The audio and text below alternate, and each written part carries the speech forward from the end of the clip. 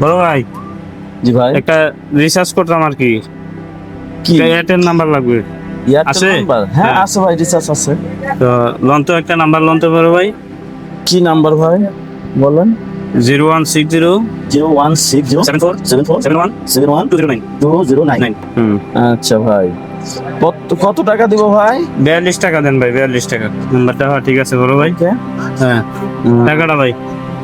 টাকাটা হুম টাকাটা দিছেন ভাই? হুম। টাকাটা সিরা কেন ভাই? টাকাটা হ্যাঁ কি বলবেন ভাই? টাকাটা তো সিরা ভাই, ভুল হয়ে গেছে ভাই।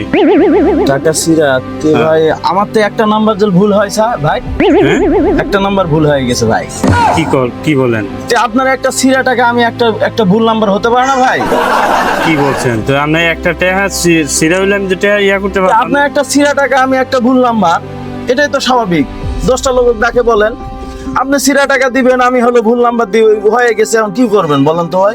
আমি এখন কি করবো বলেন তো? আপনি সিরা টাকা না ভাই, মনে মনে আপনি- রাখছেন, আমাকে সিরা টাকা দিবেন। আপনি তো লেখছি দেখেন তো ঠিক আছে, কিন্তু আমার লেখা তো সব ঠিক আছে। আর নাম, হ্যাঁ কিভাবে লেখা ঠিক আছে আপনার?